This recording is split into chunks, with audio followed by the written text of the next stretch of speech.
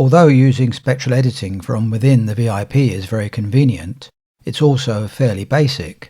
But if you have the Magix Cleaning and Restoration suite, you will then have access to the Spectral Cleaning offline editor, which is much more fully featured. The Magix Cleaning and Restoration suite is available as a paid add-on. Although if you are a Sequoia 12 user, it is included as part of the package at no extra charge. This add-on includes the Spectral Cleaning offline editor plus 5 real-time plugins. These are the Declipper, Declicker Decrackler, Dehisser, Denoiser, and Brilliance Enhancer. These are proprietary plugins for Samplitude and Sequoia only. To open the Spectral Cleaning offline editor, first select an audio object and go to the menu item Effects, Restoration, Spectral Cleaning offline. Alternatively, right-click on the object and from the menu go to Effects Offline, Restoration, Spectral Cleaning offline. This will open the dedicated Spectral Cleaning editor, which has an extended feature set compared to the basic inline spectral editing.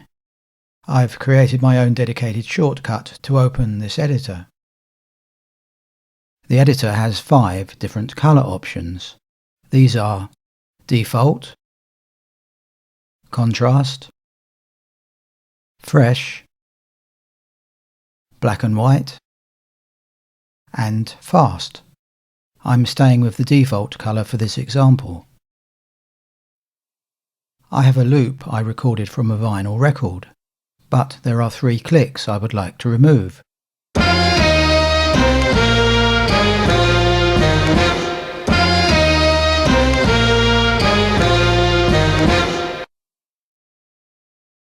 The term range selection when using the Spectral Cleaning editor relates to an area selected when using the drawing tool. The drawing tool, pencil mouse mode, will be activated upon opening the editor. And this tool is similar to Spectral mouse mode but with some advantages. One advantage is that you can select and process multiple ranges if required. As soon as I draw a range around a click, the spectral view for that range is modified. Use the bypass button to A/B between pre- and post-filtering.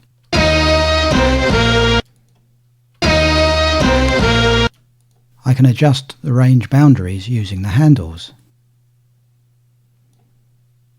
Use the intensity control to adjust how much filtering you want applied to the selected area. 0% will give you no filtering. The higher the percentage, the more the click is filtered out.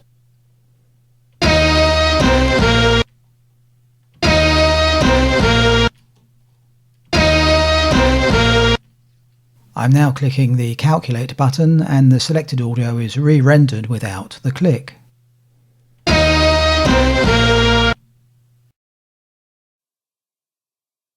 If you have a piece of audio which has several similar clicks that need removing, the click markers can be very useful in speeding up this process. In this example, I'm going to use click markers to help with the removal of the 3 clicks present in this audio. To add click markers, position the play cursor so it dissects the click.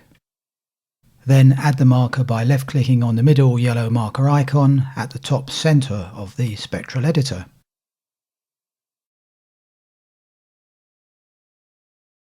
Alternatively, use the keyboard shortcut Shift+C.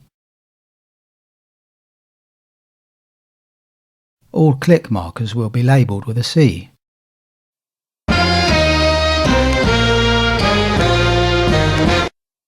Now that all the markers have been positioned, I'm going to draw a range around just one of the clicks.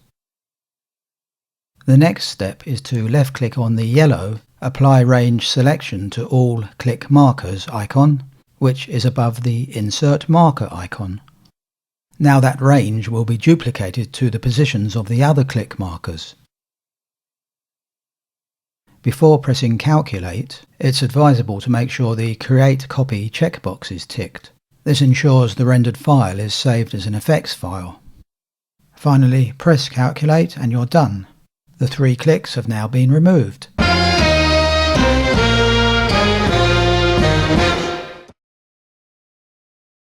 You can move an entire range by left-clicking anywhere within the range and dragging. To delete a range, just left-click on the cross at the top right-hand corner.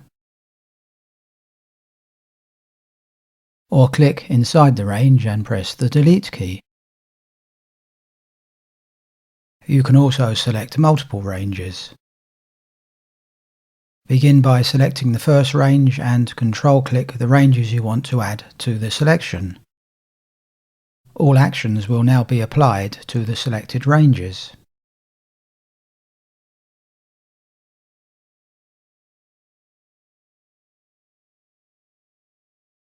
Although I touched on this earlier, it's worth repeating. You can also add click markers from within the VIP.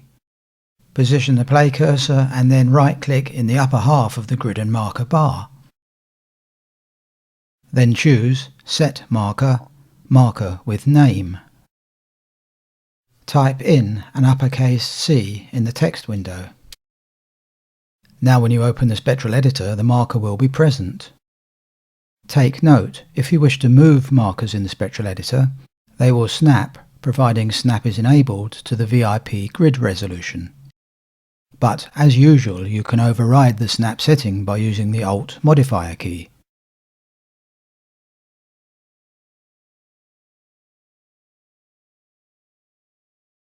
To achieve greater accuracy when drawing ranges or placing markers, grab the Zoom magnifying glass tool from the top left of the editor. Then left-click and draw a box around the area you need to zoom. Right-clicking restores the zoom.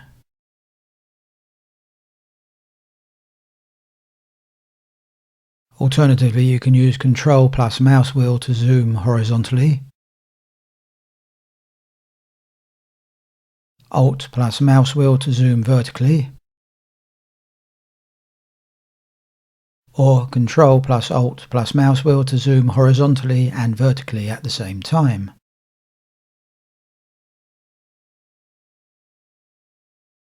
A selection of calculation mode presets can be accessed from the Mode left-click menu. You can see that when I choose one of these presets, that the spectral view of the current active selection is affected. The default is crossfade. The other presets are crossfade hard,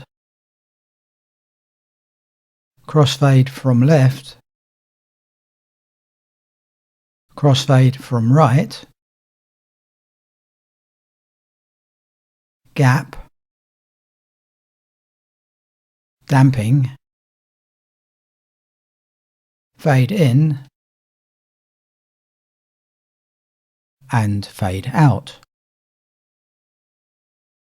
Please note that the last mode used will be remembered next time you open the Spectral editor.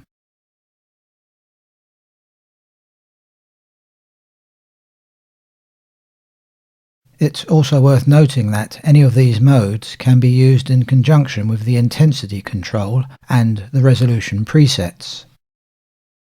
The intensity control can be used to adjust the wet-dry ratio between the processed and unprocessed signal.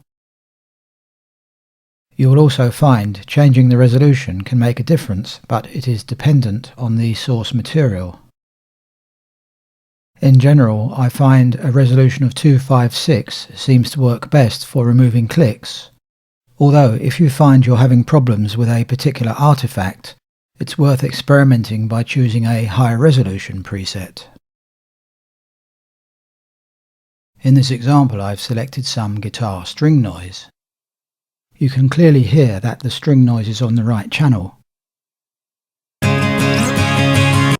There are left and right channel display boxes at the top.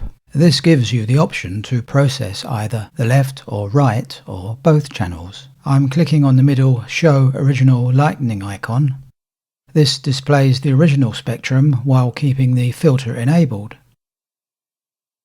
If I disable the right channel, you can see there are no signs of the squeak.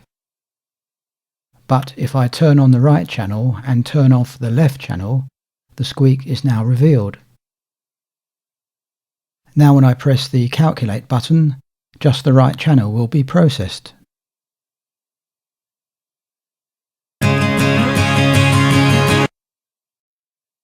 I'm going to use a similar guitar example to demonstrate the inverse function.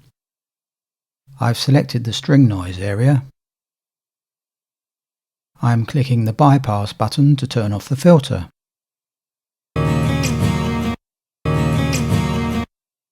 I'll turn it back on and you can hear the noise has been removed.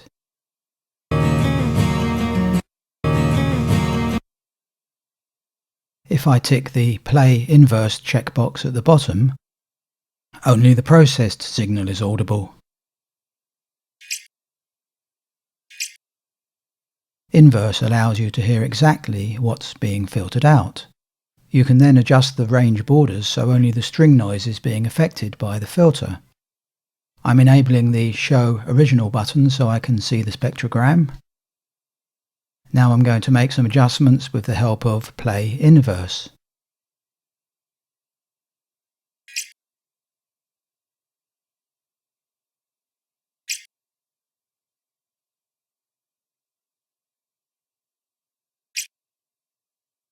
Remember to untick the Play Inverse box when finished. I can now audition the edit in context.